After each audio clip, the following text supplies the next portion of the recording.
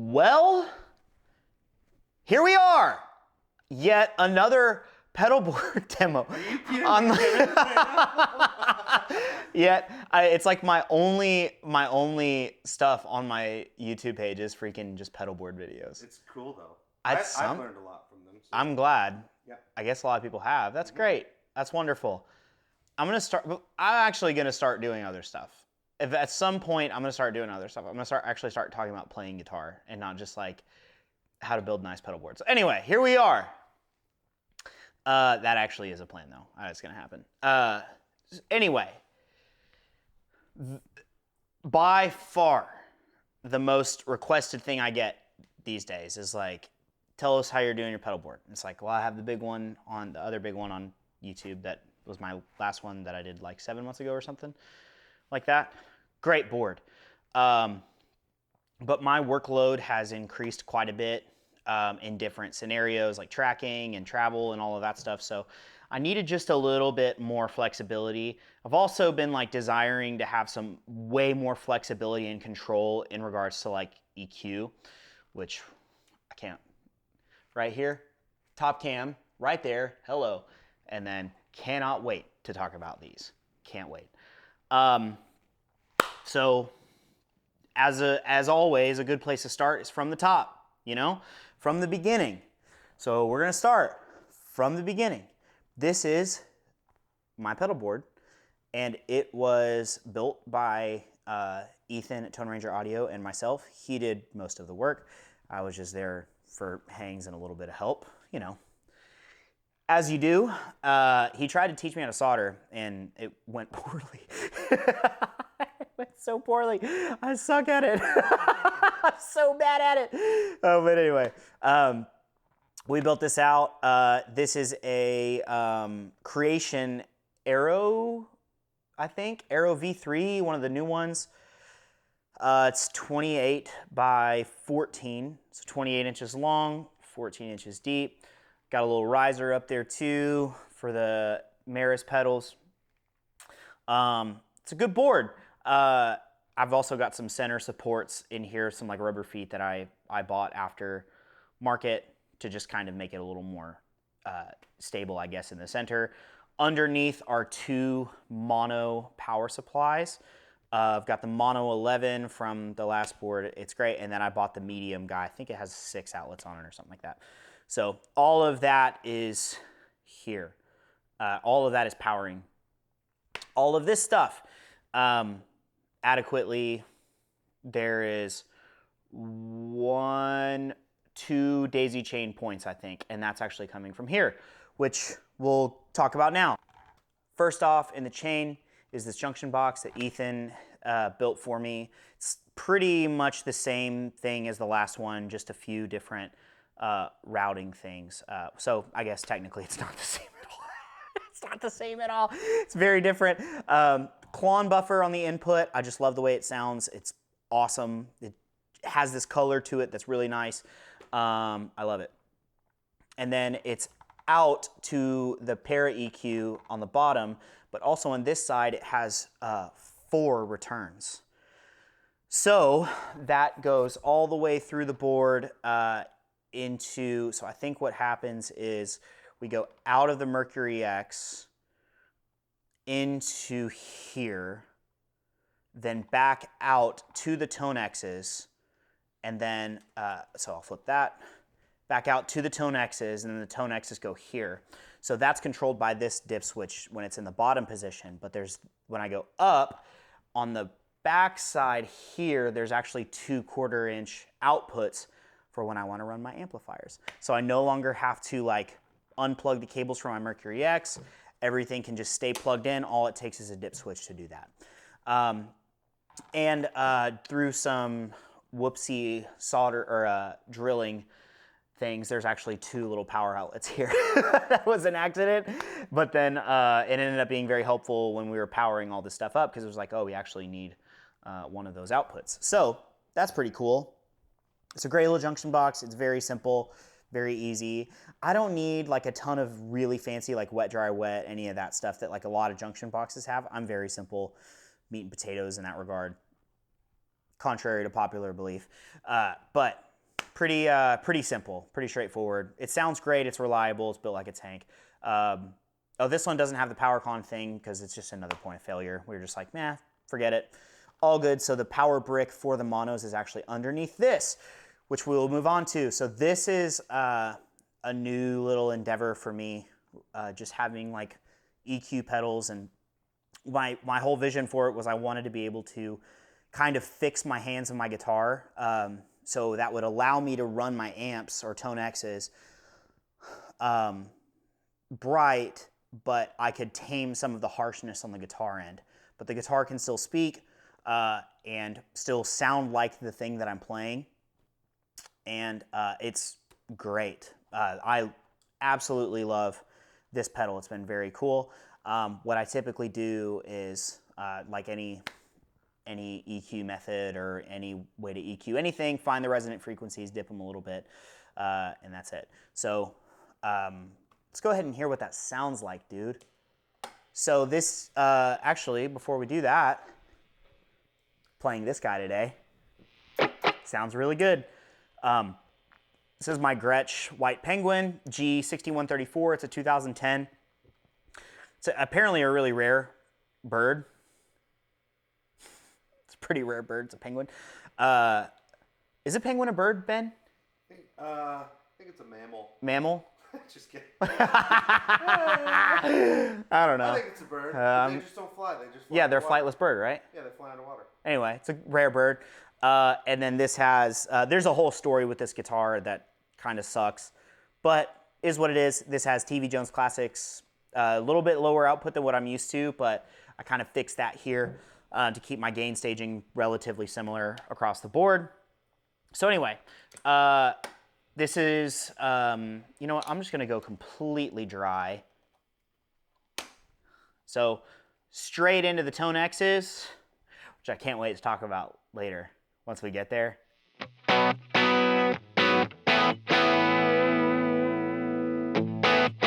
Sounds great. There's just a little bit of cloudiness there, a little bit of harsh stuff. So what I like doing is just kind of fixing some of that.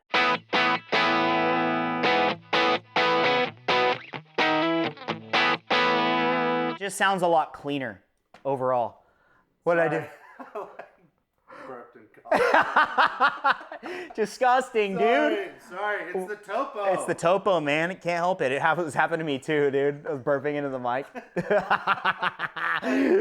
Hilarious. You go. So it just cleans things up. I really like having that. And again, it helps me just run my amps bright and let the amps be their own instrument, and then let, you know, my hands and basically be protected from like jumping up the neck and it being too harsh, that kind of thing. That's really what I'm protecting it from, or protecting front of house from, really. That's kind of what I'm doing. So then just, you know, like I said, these are a little lower output than what I typically like. So it has this little boost feature here. So all I need to do is just that, and then kind of right back to where we need to be. It's killer. Big fan of this pedal. This is like my favorite. I've literally had more fun like ever with guitars and all that stuff with this. Like, it's the most fun I've ever had, is what I'm trying to say. Playing guitar, it's very fun. Up next is the Prickly Pear. It's the same thing from the last video. This hasn't changed. Gosh, I still love this pedal so much.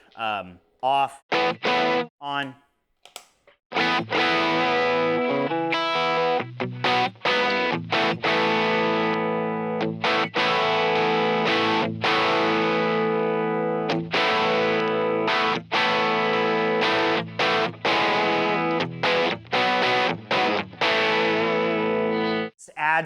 Just adds this like harmonic thing. It's like punchy and beautiful. All I did was just pull the output down. I want to keep this as like unity as possible. I don't really want to push the amp really that hard.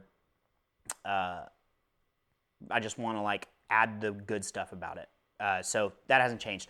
Actually, I forgot something. After ParaEQ is the Kali 76. This is the new one, and it's awesome. I think I raved about the Kali 76 in the last video. It's like the best compressor ever made, and that's still true.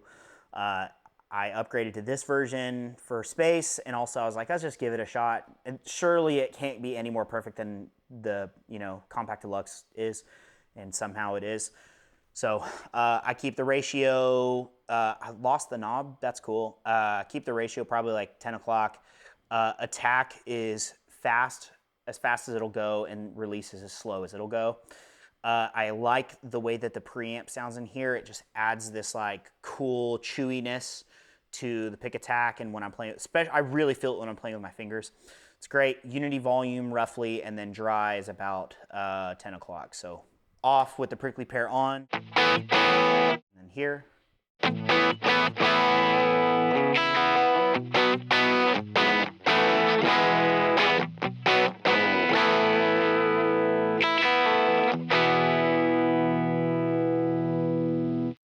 It just sounds like there's a compressor on, right? Like it still sounds like there's something adding, like that it's grabbing the attack a little bit more, but like I still feel that like it's like it still feels really natural to me and under my hands. I just want that control of like I'd rather my dynamics come from the gain rather than volume. So I'd rather like, you know, I want there to be differences in volume, but I also really want there to be big differences in gain and feel from my hands when I adjust, like with the pick or my fingers or whatever. So that little chain stays on all the time. ParaEQ, Cali, prickly pear, never turns off. The only thing that I'll do sometimes is this is the prickly pear Deluxe. It has a second gain pot or input trim or input gain pot. So it's just like switching over to that. So it just cleans it up a little bit. So like.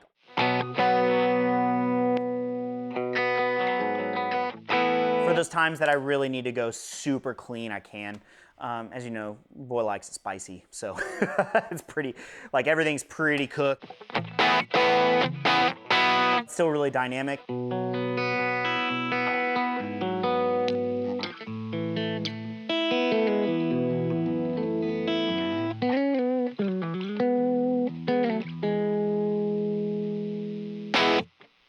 Very dynamic. Part of that is the captures. Don't give too much away. Not yet. So I'm very happy with how this sounds. Like as my like, this is the standard always on stuff. Sounds great. So let's move on. The biggest, one more thing I forgot. It's been a long month, guys. Actually, before the ParaEQ is my volume pedal. This is a new thing for me. I'm actually running my volume pedal before my drives, and the reason why is because I just have always loved the workflow of the tuner being in the tuner out of the volume pedal. And as I was kind of thinking, I'm like, I just want the most accurate possible tuning situation that I can get. And as you start introducing harmonics into the tuner's kind of reading those things. So I was like, I would rather get the clearest read possible out of my tuner, which is a really amazing tuner. It's a Peterson StroboStomp HD. It's like a classic. Very, very accurate, very fast, and I use the guitar sweetener, so it just sounds really nice. It makes the guitar feel a little more in tune with itself. It's beautiful. And yeah, it's just really clean tuning. That's really all there is to it. So I don't really notice a huge difference with like how the drives feel or how my amps feel with this being before the drives, which is kind of a big debate, I guess. I guess it always has been, but it feels like it's circling back around is like a big thing. But yeah, this is like before all the drives, and it sounds awesome. It's actually before compression, prickly pear, EQ. It's before everything. It's the very first thing that the guitar sees, and it's like awesome. So I've had zero issues with it. I actually prefer it in this position now. So there you go. Now the biggest thing is here. Okay.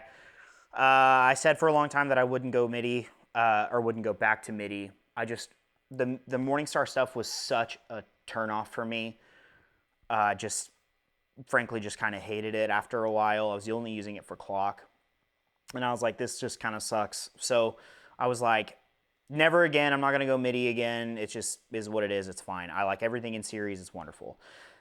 And then as I was kind of planning this board, I was like, dang, I actually might need to get a looper just with where things are and everything. I was just like, I think I just need to do it. So I bit the bullet, and I wasn't expecting much, to be honest with you. I was like, it'll just be sick to like have, you know, some programmability with like changing my drives around if I need to, whatever, like that kind of thing. And it's just kind of turned out to be something that I'm like, I don't think I can actually part with this now. I am running it very simply, very, very, very simply. It's essentially just a true bypass looper and clock, but that alone is enough for me. The audio quality with the buffers is just unbelievable. Like there's a sparkle that I have never had before, and I feel like I have like a decent amount of sparkly, harmonic-y stuff. And I didn't feel like I was lacking in that department. And then, you know, once you kind of pull everything out of series with long cable runs and stuff, and you throw good buffers in that run, then it's like, yeah, of course it's going to sound good. And I'm just kind of shocked. Like everything sounds different. All my drives sound different. Everything sounds really different. Amps sound different. Guitar sounds different in the best way possible. So even just on the audio quality front alone, I'm good. Like this thing is awesome. I'm a believer now. So shouts out to RJM for making incredible products. I love this thing. And have you had to change? So you said like your drives are sounding different because of that. Have you had to like change anything about your drives, or does it just sound like clearer or better? Or like, it just sounds better. It kind of sounds like sounds like how the drive is supposed to sound. So like, okay. It doesn't. I haven't changed any settings really.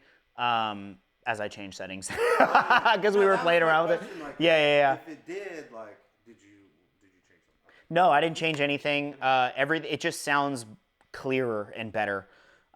So it's like the settings that I had already sounded really good, and now they sound way better. It's crazy. So, and I am using my a scene in here that my buddy Clark made. I'll be honest, I'm really a bit of a dinosaur in a lot of ways, especially with like some technology things, and like even like how I fly airplanes. Everyone's like, oh, you got to get the app, you got to do this, and I'm like, I don't freaking care. Like no, I'm not gonna.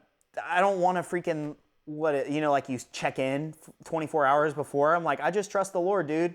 He says all it takes is a mustard seed, so I'm getting on that plane one way or another, dude. I'm fine. Like I'm just kind of a dinosaur with a lot of technology things. And this was kind of a bear to program. So my buddy Clark and I spent like an hour and a half on the phone, and finally I was like, hey, I think the way that I want to run it doesn't seem to be possible, because I literally just wanted to run it as a true bypass looper. Same scene, just change the songs. And he was like, yeah, the ecosystem is a little different. So I was like, could I just use your scene? He goes, yeah. So he sent it over, and I just actually really have fallen in love with it. It's him and I are really similar in a lot of ways. He's much smarter than I am, but you know, like as far as how we run things, we're really similar. So it was actually a very easy transition. So we'll get into that as we, or I guess we talk about it now. So essentially what's happening, and I'm going to kill this line. So just some noise. There's some noise. Look, dude, since the volume pedal is before everything, I'm introducing a lot of like harmonics and input gain and all of that stuff, and saturation, a little bit of saturation. There's just some volume. And guess I don't care. I just don't. I don't care anymore. It's just fine. If it's, I know when to control it and all that stuff. I am gonna buy a little like Pedalnetics kind of thing so I can mute this thing, and that'll help. But anyway, I don't really care about noise. But for now, I'm just gonna kill the noise. So loop 1, 2, 3, and 4 are essentially what I'm doing is like choosing that channel, right? Or choosing that loop. So for example, King of Tone is here, and let's say that I want to throw a boost on. So that's just a very easy button because this one has a couple functions. That one has a couple. That one's bank up and bank down for now. So this is just this, and this vibrato. So that's just a very simple like turn on and turn off. But if I want to throw my GE7 on, I have to hold it. Okay, so I do that, and that's kind of stacked on that row. Again, I don't stack like unique overdrive circuits. I'm just boosting pre and post. So there is like the most gain possible, right? So if I need to like kill this row here, all I have to do is click the button that I first punched, and it will go to like the clean thing. I need to figure out how to rope that stuff into it, which I'm sure is not that hard. I just haven't done it yet. But eventually all I have to do is like go here and then just click that again. But let's say that I had the same thing, had the same thing on, same thing going situation, and I just was like, okay, I just want to kill this and then go to that. It kills the KOT and then leaves the GE7 on. It's pretty cool. It's very, very flexible. And yeah, like I said, it just sounds really great. Really, really great. But first off in the chain currently is my Durham Electronic Sexdrive. It's a great name. I really like this pedal a lot. It's kind of all the things that I like. It's a very simple, clean boost and has some compression options on there. And I kind of go back and forth with that. But essentially what that slot is functioning as is a like neck pickup boost. Because I do like the palm muty thing a lot. And I just wanted something that was like, just give me a little more punch without getting muddy. So, did you hear that burp? Yeah, I just had one too, like 10 seconds before that. So, off. Then on.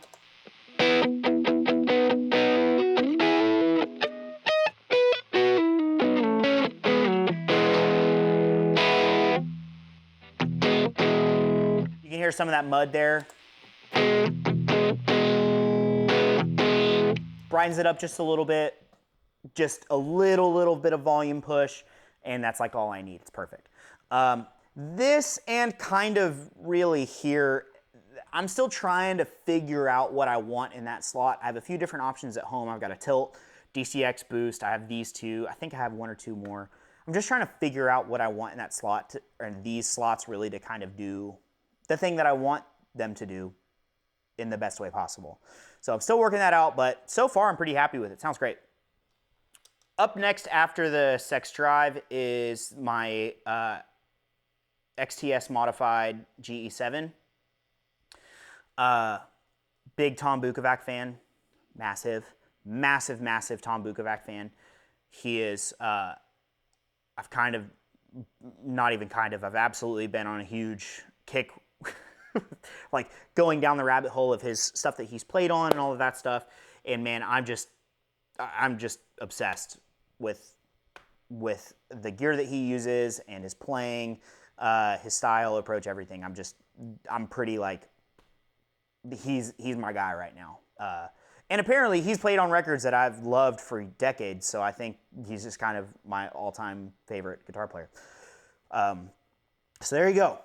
This is an idea that he had with the XTS guys of like, the GE7 is a pedal that he's pretty notorious for using.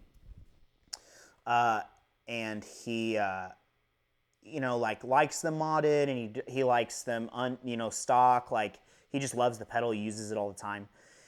And he was just like, what if I could have a GE7 that was like specific for the mid-range and tailoring the mid-range of the guitar, because the stock GE7 like has some frequencies in there that it's like, yeah, it's helpful for like general stuff, but like I want to tailor the mids specifically, and they adjusted the frequencies and did their own thing, and it sounds incredible. I like using it as a pre-gain boost just to push more mids with not a ton of volume. I just want to adjust the EQ and shape it a little more to just pop out in the mix. So I dip 400, boost 800, boost 1.2, cut 1.6 just a hair.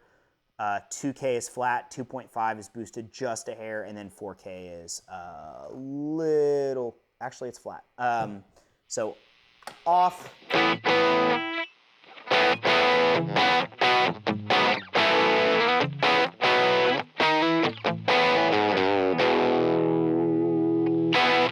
And my whole approach with all of my drives is like, I want things to just get me a few steps closer to where I need to be, rather than like, I'm at home base right now and I want to run all the way out to left field. And then after that, I want to run over to the dugout. And then I want to run out to shortstop. Like, you know, I kind of want to go all over. I would rather go like I'm here, and then this next thing takes me 2 steps away from where I need to be, right from here. Just a little bit further along. And that's just, it's been very helpful to have pedals that kind of don't have a ton of compression, that are pretty wide open. The boost being like the most wide open possible. Like even the Sexdrive is wide open, how I run it most of the time or how I'm running it now. The G7 is no compression. It's literally just adjusting your EQ and volume if you want it, but all I'm doing is just shaping my EQ to pop out and push more gain, or push more like, what's the word I'm looking for? It's just pushing the right frequencies into the drive, instead of like a ton of volume or a ton of compression. So it's been really fun to play with that. Tom Bukovac is also a big inspiration for that one as well. So, and again, speaking of Tom Bukovac, Ben, again. Oh, Tom. Here's an Apollo-approved Buckartie Boo. He doesn't have one of these, but he's a big ODR1 fan. And so am I. I just fell in love with this circuit. The Buckartie Boo is a clone of the ODR1. Agus, the creator of the Buckartie Boo, alleges that it's the most accurate ODR1 circuit ever made, or accurate ODR1 clone ever made.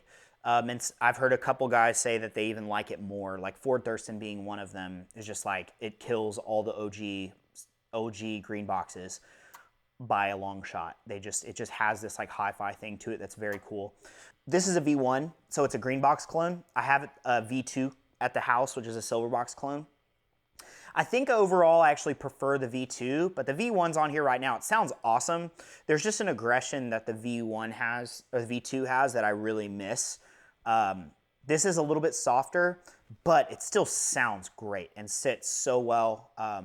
It does what I want it to. So, off, on.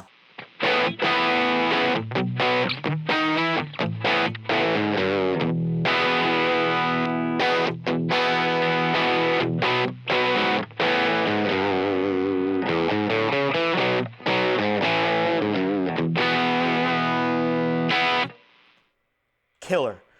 Then if I want to throw on the G7,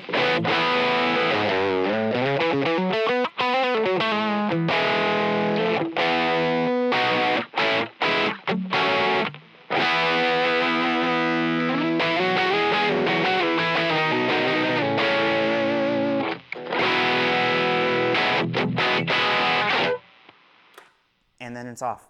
It's like all the clarity in the world. It's so punchy and fat, and I can feel the sustain in the guitar. It's just, it's so good. It's so good.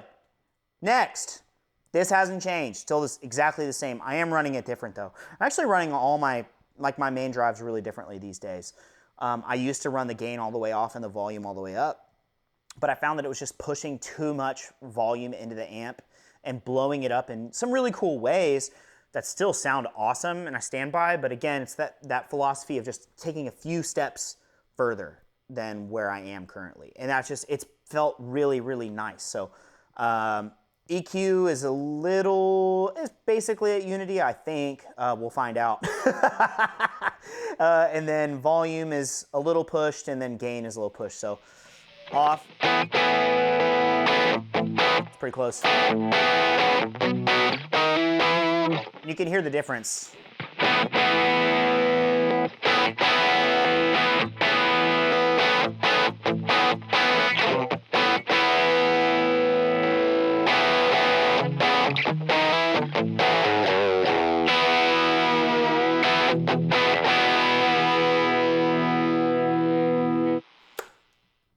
It's killer. To have two very different options on hand is like awesome for me. Big fan of, this is like goated for me, but it's kind of a tie of like, these two are just like, these are the best overdrives I've ever used, ever. Like, hands down, I love my V1 and V2. I love them differently, but I love them very much. And then, man, this whole drive section for me is just like perfect. So yeah, finally with the drives is the 1981 LVL. I really like it, man. It sounds great. There's really not much to it. It's got some cool like sounds when you punch the drive or push the drive harder. But honestly, I'm like, I just want a really nice boost. It's got some cool harmonics and sparkle to it. And like a low end that's kind of reminiscent of the DRV that I had for a minute. It's like pretty similar in that way. To me, it kind of feels like, it feels really similar to the DRV. It's just a different circuit. It just feels different. And use is pretty different as well. So here, on.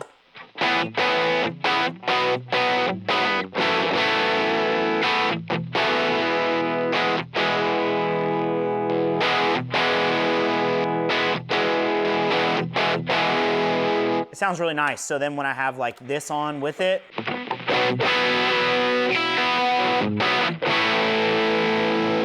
then when we're really ready to go for it,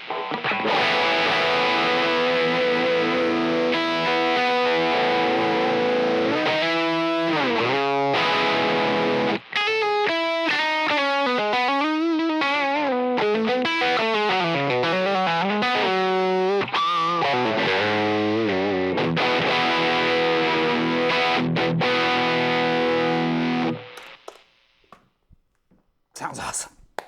It's rock and roll, man. It's very rock and roll. Like, obviously the amp's blowing up in some cool ways and it's like getting hairy.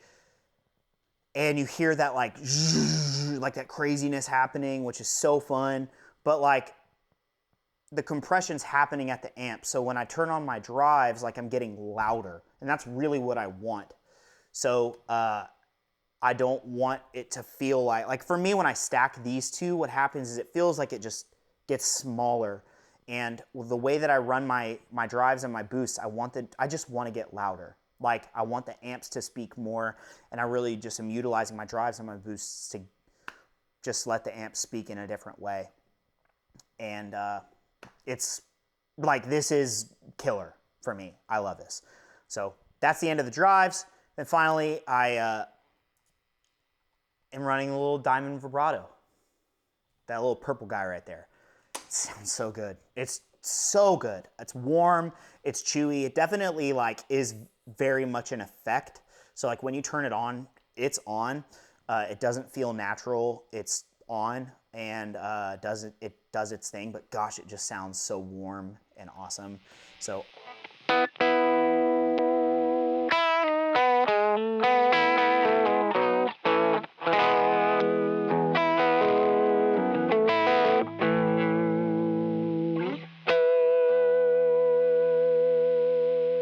it's just perfect.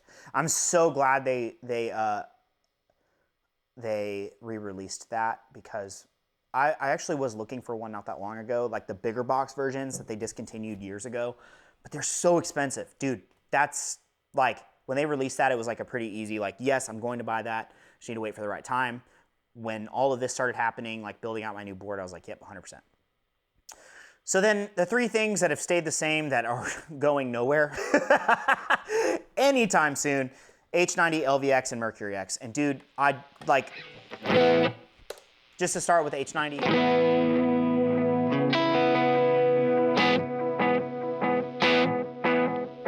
So dotted eighth there, and then also I run a dotted eighth in chorus, so this handles my modulation as well.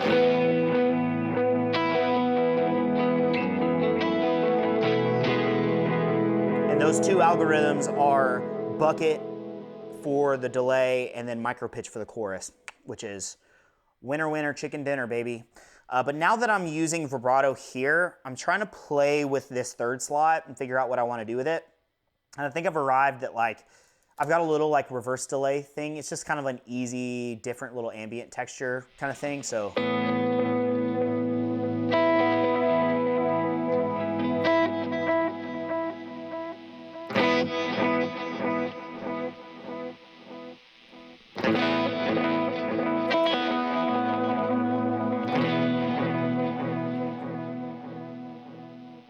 It's very cool. Very simple. Well, it's not really simple, but it's just a cool little texture and fun thing to play with. But I'm still trying to figure this slot out. After H90, we got LVX. I mean, you know what it is. Together, actually on its own, we'll go.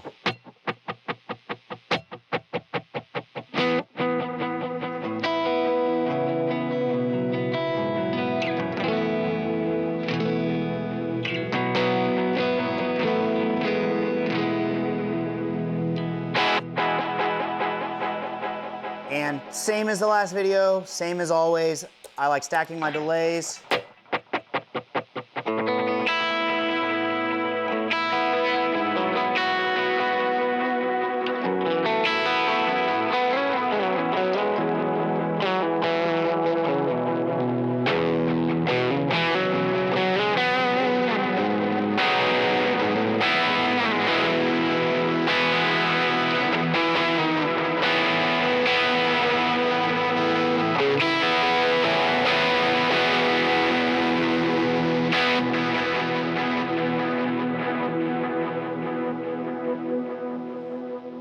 Keeping the mix decently low, and when I like, you know, dig in and do the palm muty thing, I can let those delay repeats speak a little bit more. So for example,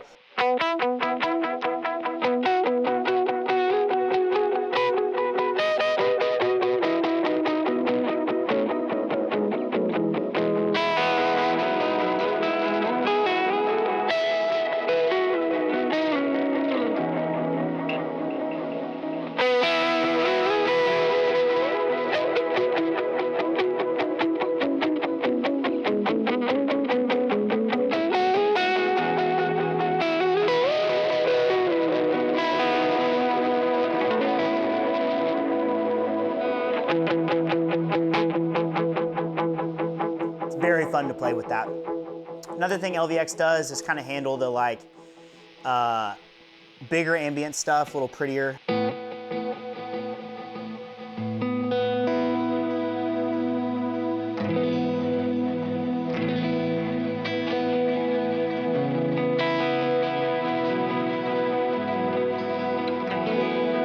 What I do a lot of times is I'll roll up here.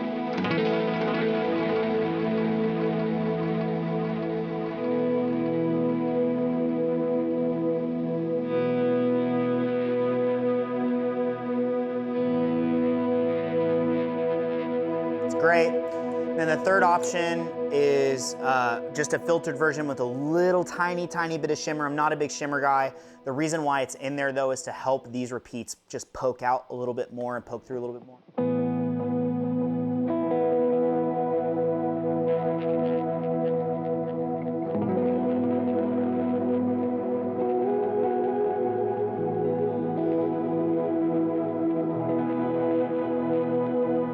Just a little bit, just enough to kind of help it sit a little bit better. Keep in mind, I haven't even gotten to reverb yet.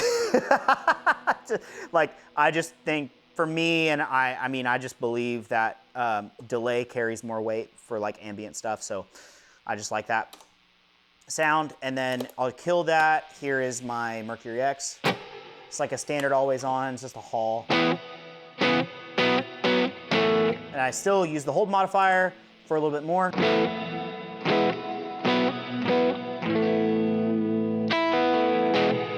Sounds awesome. For the bigger verb is a Cathedra, I believe.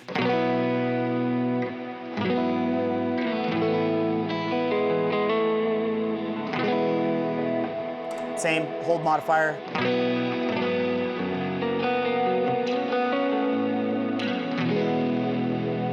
And then option 3 is like, I literally almost never use this. I cannot remember the last time that I used it in a service or in a moment or whatever. The only thing that I find myself using it for is when a producer is usually like, hey, can you just give me a big ambient bed kind of just droning through the track, which is usually the purpose is just to make their job a little bit easier so they don't have to build another pad track or something. So this is just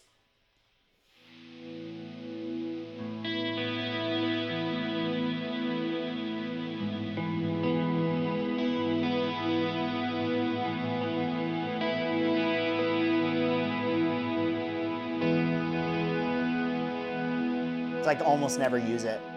But what stays on pretty much all the time is this.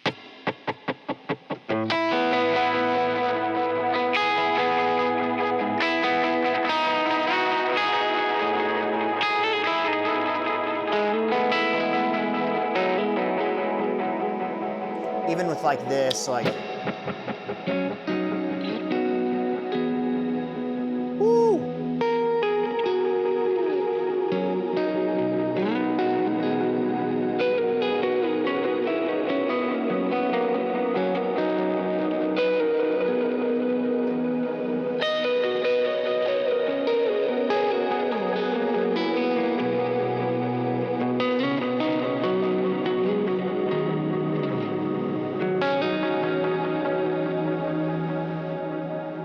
That's like standard for me. I've got other patches in here too. Like I've got a digital delay thing, like a really clean micro pitch delay, and a bank for LVX to complement it. Vintage digital, like kind of more like a rack unit delay kind of thing. Same, you know, LVX bank to match it, and then a really cool tape one.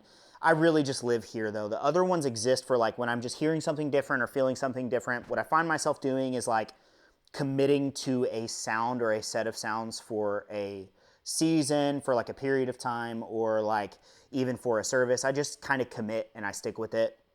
And that to me just feels like right, you know? Rather than like bank hopping and doing all that stuff. I'm not using that for this. This is literally just to like, for clock, and for you know, changing my drives out and stuff. Like it's just, all of this is just, it's not, I'm not trying to be a big MIDI monster. I don't care. I have all of this stuff right here. It's just easier for me to get to it and dig. The plan is to kind of like have a different scene and a different set of banks for this, for like some studio settings or a different kind of thing, like a little more milder delay sounds and stuff, but I'm not in a hurry to build it. This is working really well for me. I'm very happy. And then after that, so like I said with the Junction box, after MercuryX, we come back in here, and then when this dip switch is up, it's sent back to the Tonexes, the Tonex 1 babies. And I'm pretty happy with how those are sounding right now. And as a matter of fact, these are like brand new captures that it is currently 11:46. I'm hoping to get this video up before the launch, but I'm actually using my new captures called Head Coach and Redbird. And they are captures of my matchless HC30 and Phoenix 35. I've been using the EF86 channel this whole time. It's just like it's like my amps. That's my, like, it's like, if I can think of like what I sound like and what I want to sound like, it's those amps. I also have the 12AX7 channels, which are a little brighter and a little bit of a different vibe, but they still sound great. Gosh, they sound awesome.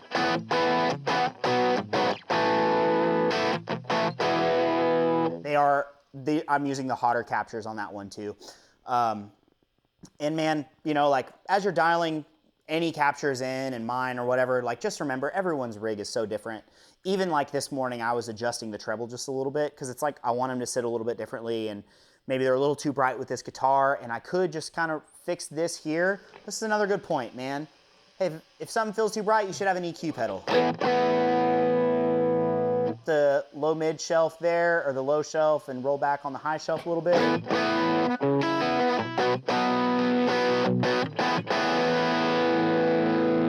Say less, dog. Sounds awesome. You need a freaking EQ pedal. But I find myself living on the EF86 channels on those amps when I'm tracking and when I use them live. Actually, my HC30 just got resurrected from the dead. It quite literally blew up.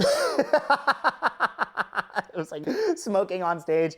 Ended up being not a huge deal, but still cost me some money to fix. But man, these captures are just, I'm so blown away by them. They feel amazing under the hands. They sound great. They're very flexible. They quite literally sound like my amps when I'm using them. So I'm Madly in Love, all that stuff is, I'll make that plug later, actually. We'll talk about it later.